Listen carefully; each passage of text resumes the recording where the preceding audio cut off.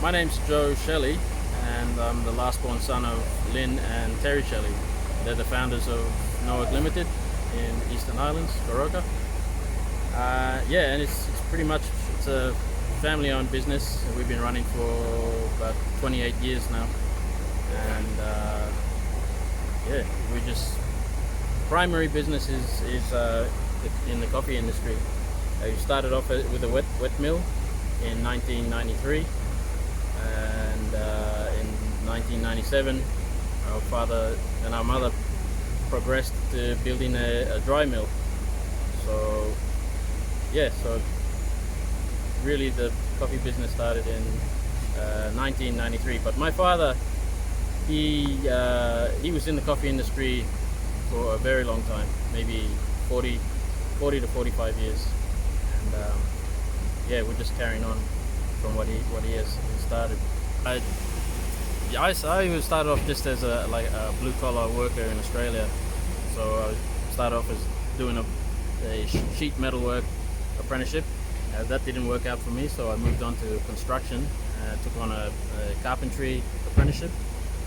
I enjoyed that. I completed that, and I worked down in Brisbane for about 6 years, and then I got a phone call from my father, and he didn't sound too well, and he just asked me if I could just drop everything and come back and help him, because he was getting old, and he had some health complications as well, and just a number of problems. So I agreed, and I came back. I returned home in around 2012, and I've been helping out the family business since then, all the way up to my father's passing away in 2017. And I pretty much just picked up things here and there from my father and my older brother, and I really enjoy it. Obviously it's helped my family out. It put me through school, and it's just one of those things, being brought up in a family business. Your parents always want you come back and continue what they've started. Regarding the coffee industry, it's very competitive here in Eastern Highlands.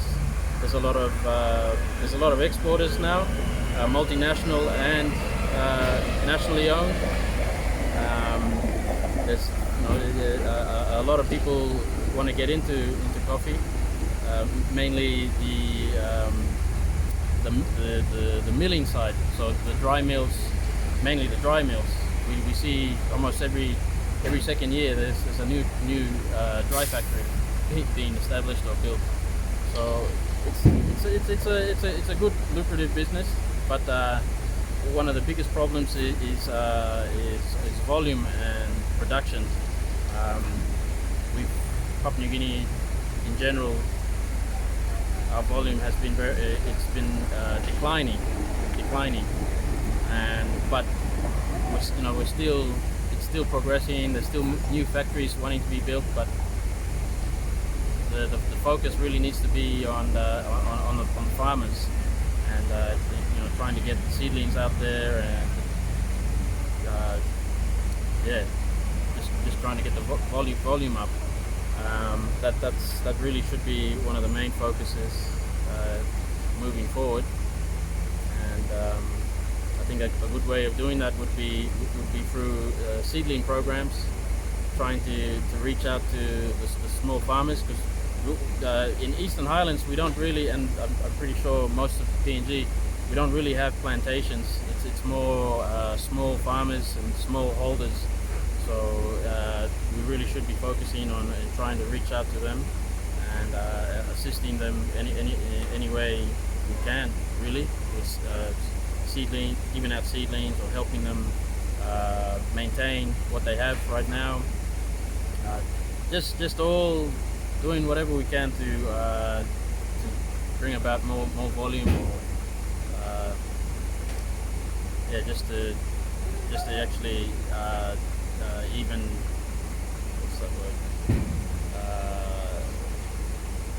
Get them interested in growing coffee as well.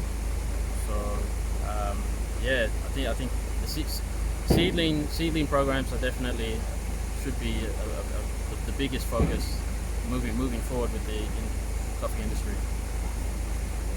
This was the same, the very issue that was raised on Thursday when the Prime Minister launched the coffee plan. The production has not increased. It's just been stagnant for the last 10, 20 years. Yes. Yeah, that's it's from the industry point of view. What do you think is the cause of this? There's a number of things. It's we have old trees, and we just don't have too much maintenance on the trees. I think also we do very little replanting, and people are just sometimes the harsh truth is they're not as interested in planting coffee. Coffee is a seasonal crop.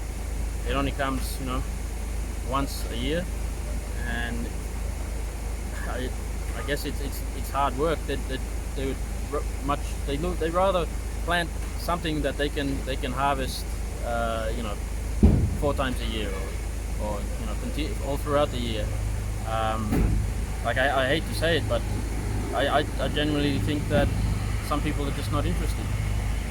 It's a little hard work, and it's seasonal, and sometimes it's tough.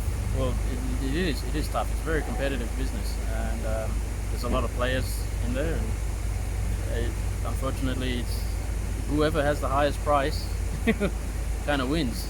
So, but it is a tough industry, and I generally think that people would be much more interested in planting produce that they can harvest all year round, rather than waiting, the season. So, what do you think is the way forward now for the industry? Definitely a strong seedling program, and incentive to the farmer to actually say, okay, well, I'll pull out all these banana trees, cacao, whatever, and we're going to plant coffee, and there has to be some kind of incentive for them to go ahead with that. At the end of the day, it's their land, and they will plant whatever they want to plant on their land. So you're a young man running the family business now. So what's it like? It's very busy, and a lot of times it's very competitive, especially the parchment buying from the market. It's extremely competitive. We have a international coffee market price that it's not really doing too well, but at the local level of buying parchment, this parchment price is still very strong.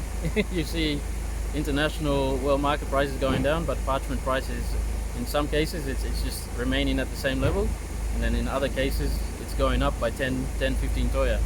So it's very competitive, especially with this year's been interesting because of the pandemic, and we've seen that parchment prices, they haven't even changed. In most cases they've gone up because of there's a shortage with the multinational companies, and just in the small exporters as well. There is a real shortage, and that's why they're pushing high prices. So where do you buy from, and where do you export to?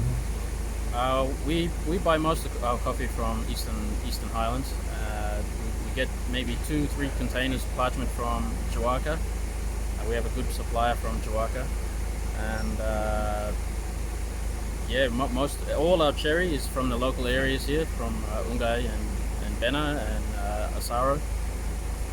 And most of our premium coffees are sold in Australia because we have a connection there with one of our older brothers, and he pushes our coffee in the Australian market. And then whatever we can't sell, we usually give it to a broker, and they will sell either in the European market or the American market, and in some cases the Asian market, mainly South Korea and Japan. So one last thing, what do you think the government and the regulating body, the Coffee Industry Corporation, should be doing to boost the coffee industry? Production. It's a really difficult question. That I think there needs to be a bit more networking with the local farmers. I think they need to be the main emphasis moving forward. I think we should be focusing on what they need, or what we can do for them to make it easier for them, or make them interested in planting coffee. In terms of actual things you can do, I guess just having a very organized and good network of giving out seedlings.